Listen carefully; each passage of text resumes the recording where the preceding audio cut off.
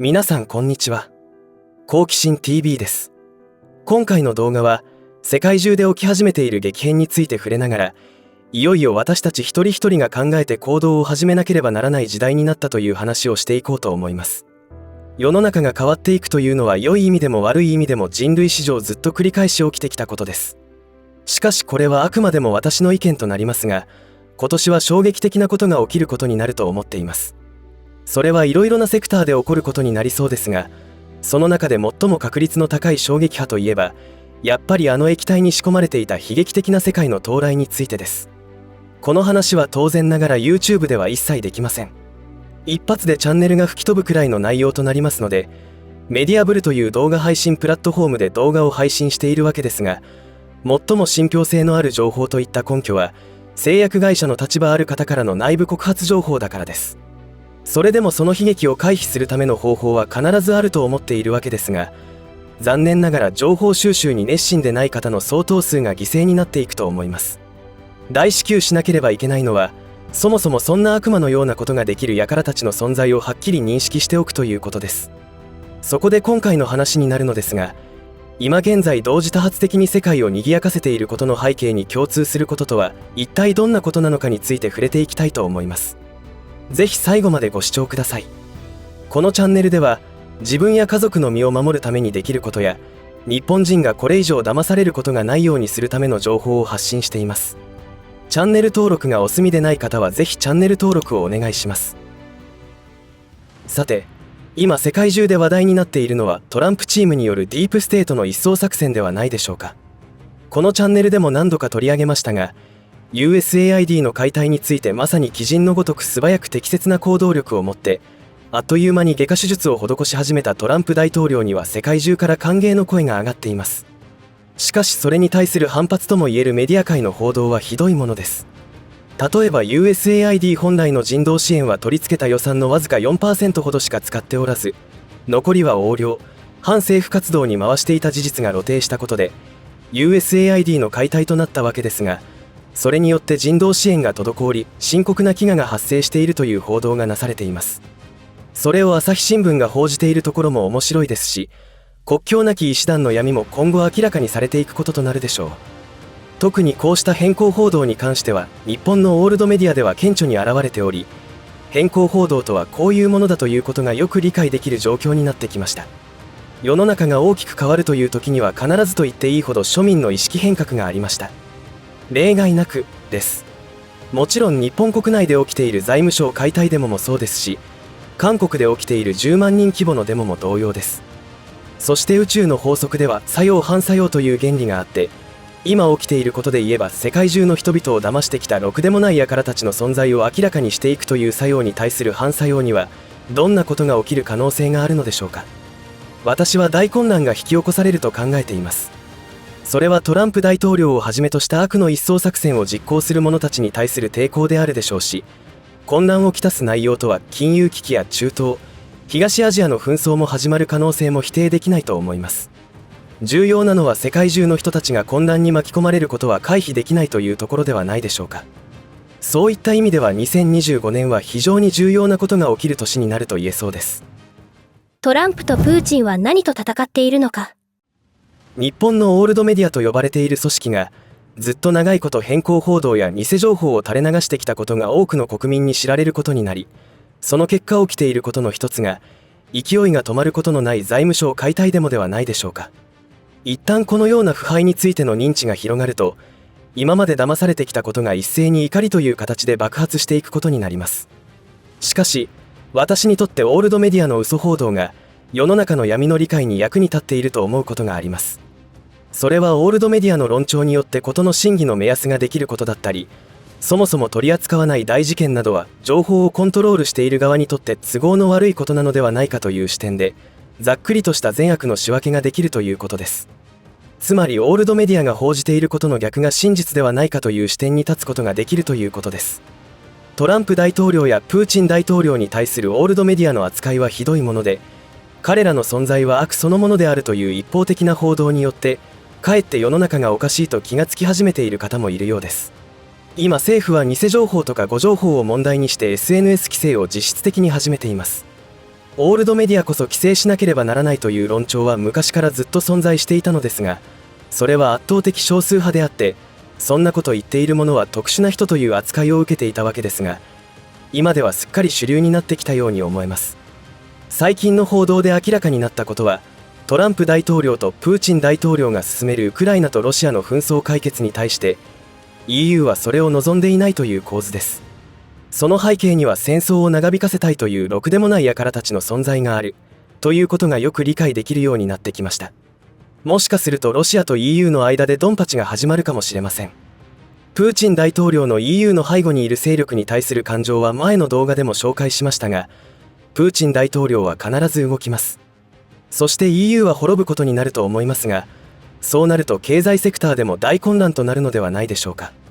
世の中に絶対はないと言われますが、それでも絶対にないと言い切れることは、この時点でイスラエルとイスラム諸国がハグして平和の道を歩むことはありませんし、ロシアと EU の関係においても同様です。つまりトランプ大統領とプーチン大統領は、ずっと世界を牛耳ってきたろくでもない輩たちとの戦いをしているのであり、世界中に起きている庶民による抗議デモは時代の流れの中で起きている必然的なことですから収まることはないと思います。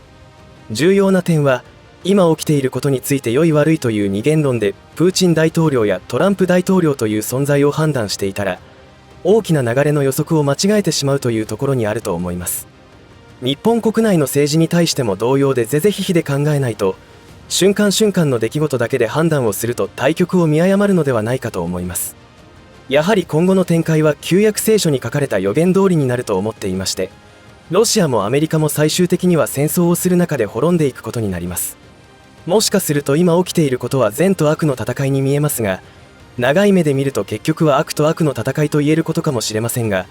少なくとも今現在全世界の人々を不幸にしている悪と、それらを駆逐しようと動いているトランプ大統領とプーチン大統領の戦いは善であるという理解が妥当なのではないかと思います。日本でも存在する闇支配とは。ろくでもない輩たちによる世界支配は間もなく最終段階という状況になったところで、トランプ大統領の登場によって待ったがかかったという状態になりましたが、日本も例外ではなくてすでに闇側に支配されていると考えた方が良さそうです。というのはここ数年で起きてきたことからもそれは推測できるのではないかと思います。あの液体の強引なまでの推進にもかなり無理があったように思えます。このチャンネルにアクセスしてくれている方からすれば、あの液体によって多くの不幸が生まれている現実があるのにもかかわらず、政府もメディアもデマを流している者がいると魔女狩りをしていた光景を目の当たりにしたことで、疑惑が確信に至ることになったと思います。それでも何の疑問もなく政府の言われるまま液体を受け入れた人たちは、ご覧の通り直近のデータからも減少傾向にあるものの、相変わらず一定数存在しています。日本のろくでもない輩たちによる腐敗度というのは、アメリカで起きてきたことと対比してみることで伺い知れます。アメリカでは司法も腐敗しており、犯罪者に有罪判決を言い渡すこともなければ、警察の腐敗ぶりもひどいものとなっています。しかしこのことは日本でもはっきり起きています。安倍元首相が暗殺された事件でも不可解なことだらけでしたし、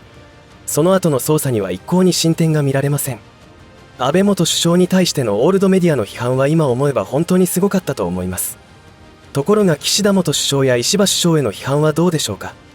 その点だけを見ても安倍元首相についてはいろいろ言われますが、やはり日本という国を守ることに命がけだったのではないかということが、オールドメディアから必要なまでに叩かれていたことでわかります。このようなことから政治とメディアは同じ穴の無地なであるということも見えてくることになります。また今現在の司法の腐敗はひどく、一例を挙げれば婦女暴行をした外国人を不起訴にしていたりしていることも異常なことです。被害に遭った少女は本当に気の毒ですが、誰がどう見ても悪いのは外国人の犯罪者です。それを不起訴で再び世に放つというのは不幸が再発するわけで、実際その外国人は2度の婦女暴行罪を犯していたのです。こういった傾向は少なくとも豊臣秀吉時代からも見られ、キリシタンとなった九州の大名による日本国民を海外に売り飛ばすという人身売買に対して、秀吉は徹底したキリシタン弾圧を行いました。私たちが学校で習った日本史というのは、どちらかというと秀吉や信長のことを悪のレッテルを貼っていたように思います。どうやら私たちは何から何まで嘘で塗り固められた教育が施されていたようです。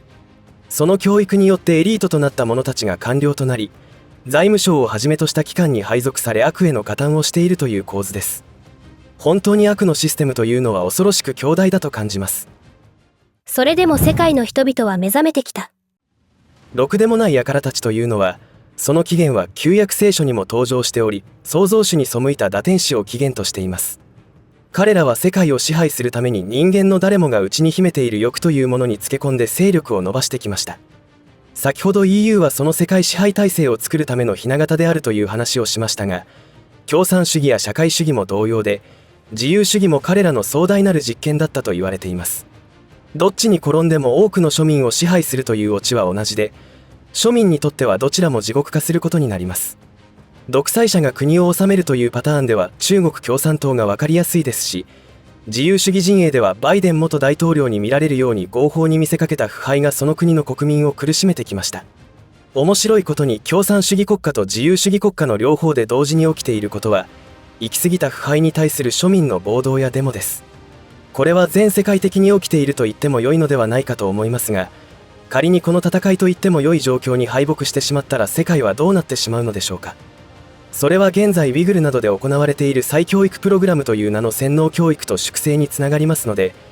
今私たちが置かれている立場というのは結構際どい状況にあるというわけです。私たちにできることは、無関心という態度を改めて真実に意識を持っていくということだと思います。いかがだったでしょうか。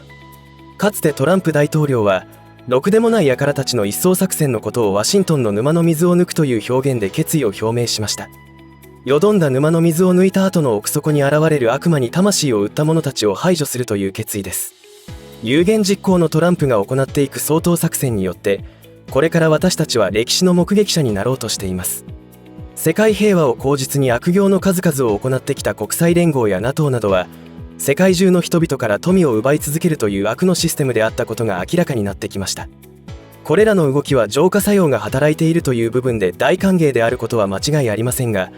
私たち一般人が心しておかなければならないのは、欺瞞の上で成り立っていたシステムが崩壊するということは、一体どんなことが起きるかということを予想して準備しておくことだと思います。分かりやすい形として現れるのは経済システムの崩壊ですし、戦争という形で起きるのではないでしょうか。それらは旧約聖書の予言として記録されていることであり、その記載内容は今起きていることと一致していると言われています。ろくでもない輩たちによって作られたインチキ経済システムの中枢に、アメリカ連邦準備制度 FRB と呼ばれている機関があります。これはアメリカの中央銀行的な機能を果たしていることになっていますが、これこそが悪そのものであり、トランプ大統領も FRB の解体も視野に入れているのではないかと言われています。こういった動きに対してろくでもない輩たちが何もしないでいるはずもなく、もしかするとトランプ革命を推進するどころではないような混乱を企てるかもしれません。それは戦争、金融危機、疫病の蔓延、